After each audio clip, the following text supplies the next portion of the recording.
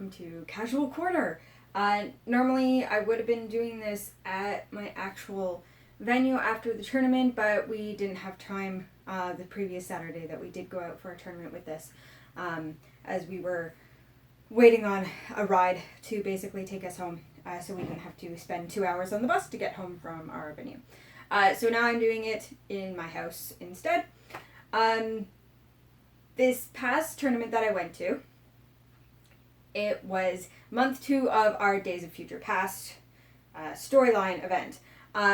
Now, once again, this is more like a serious tournament that I'm doing on Casual Corner, just because I am not taking this storyline event seriously. So I've been coming at it from a very casual angle, and our format that we've been doing this has kind of helped that along.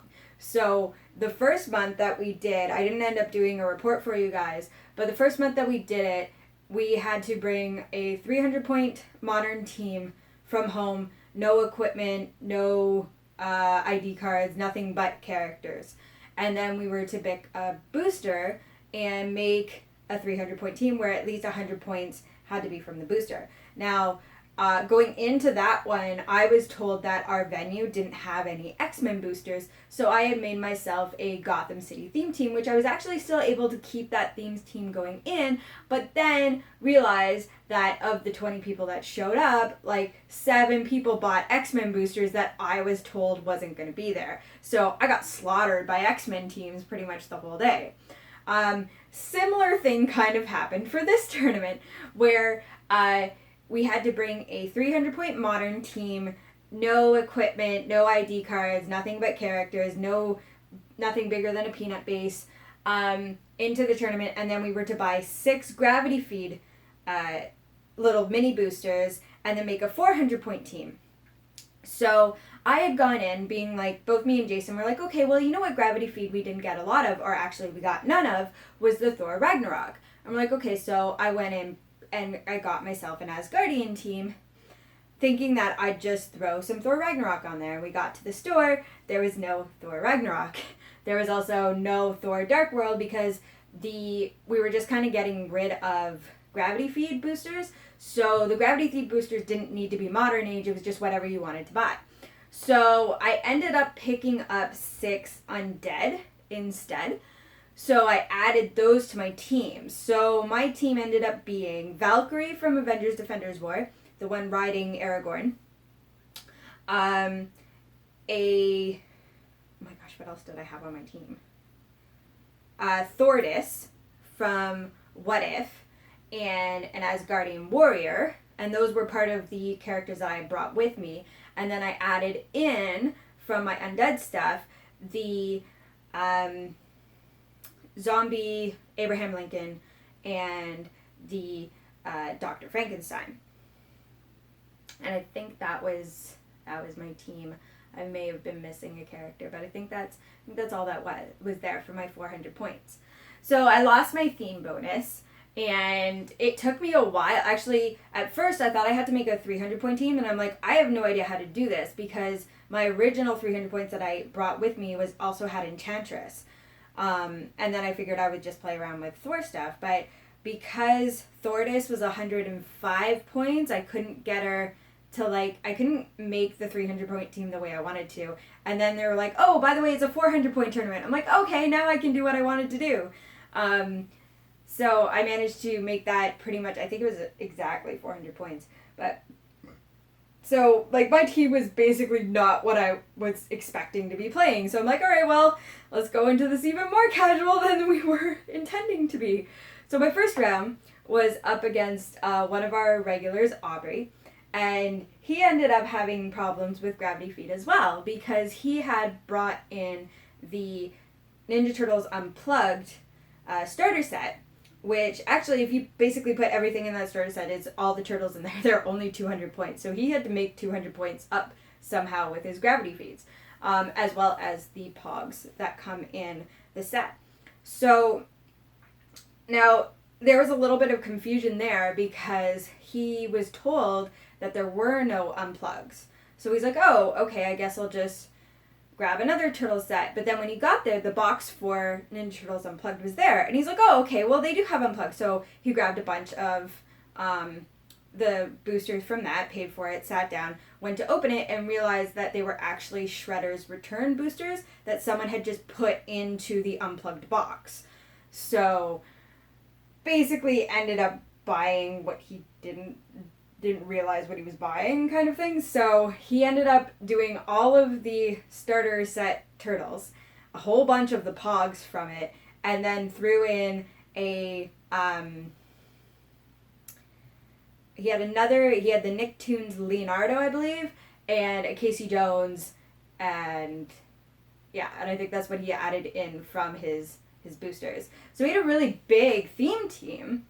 And then we ended up against each other on an old Golden Age map that was, I believe, I don't remember the actual name of it, but it was the helicarrier bridge.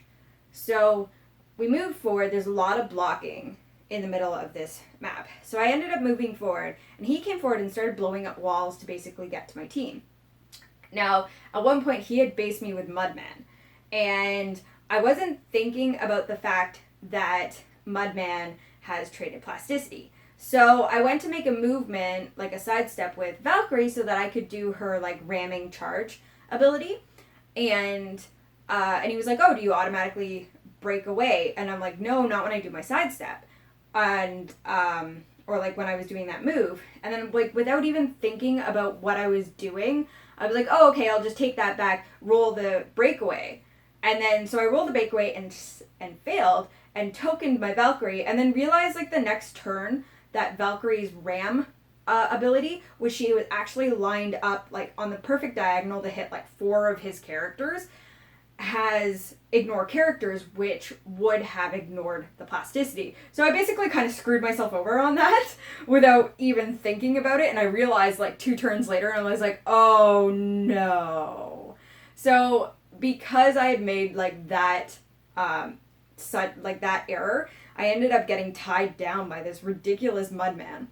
And so he was able to come in and swarm, and I think I only managed to kill 2 of his characters, and one of them was a Pog. No, sorry, I killed a Pog and I got a quarter token from one of his turtles, because they're the turtles that when they die, you can give your opponent 25 points and then they come back on their second click. So I basically just was not able to deal with his turtles because I completely forgot about the trade plasticity on Mudman, which ended up just ruining my day. But it ended up being a really fun game because I've got this turtle swarm, and I'm I have no idea what I'm doing, and Zombie Frank Abraham Lincoln is just lumbering around and doing a whole bunch of damage. So I ended up losing that one, and I think he managed to take my whole team. And I was just I have no idea what I'm doing. So, and then my second round, I was up against a new to our venue player who's actually, I think he mentioned that he was just getting back into the game. He had learned how to play it a long time ago and was just recently getting back in. So he knew a lot of the rules. So it wasn't I was sitting there having to teach him how to play. He knew what he was doing, which is always fun. I like having new players, but that know what they're doing, and I don't have to feel I don't feel bad if I end up beating them or anything. Now, this game is what Heroclix is all about for me. We were laughing, we were joking, crazy stuff was happening, stuff that will only ever happen in Heroclix. He played a team with Lord Dracus, I think is the name. It's this bug commander from Turtles, who's see-through and purple. And then he has Savante Romero and a Leslie Thompson, a Jaxer from the Superman, I think the Superman movie Gravity Feed, and then a Invisible Foot Tech character. And we played on a totally wide open map. And so we're just kind of moving around each other. Now the Lord Dracus guy is able to make bug robots, and he was just throwing, because they're a free action to make, basically, and they don't cost any points. He's just throwing these guys at me, often like exploding them himself just to make extra attacks on me, and I'm taking them down. And then Savante Ramiro started making pterodactyls, and there's at one point where like only in Heroclix will you ever hear the words "Zombie Abraham Lincoln is going to punch this pterodactyl to death." So it ended up being a lot of fun, and like it was just an amazing game. It was so much fun to play. We were laughing so much ridiculous stuff was happening in that game. But it ended up being that he took pretty much most of my team.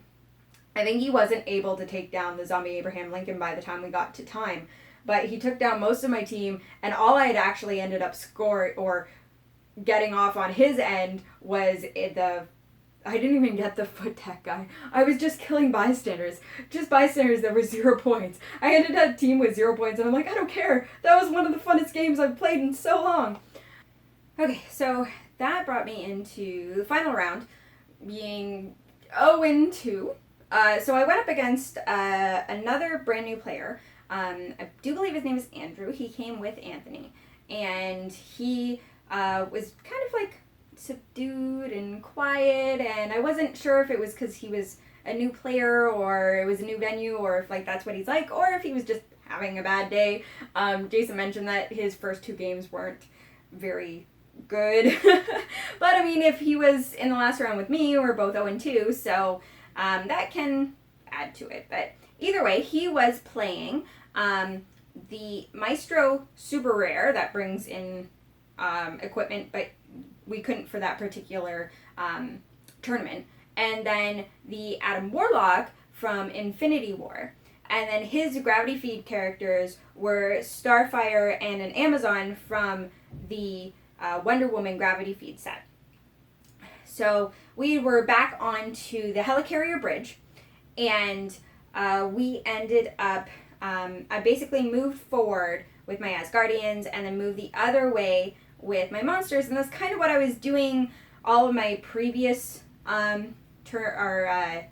games as well, where it's like I was keeping the Asgardians together because they have good synergy with each other, keeping my monsters together because, well, I've got Dr. Frankenstein who can heal Zombie Abraham Lincoln for free, and he can perplex him up, and then of course like with Abraham Lincoln's Steel Energy, like it basically helped keep him alive.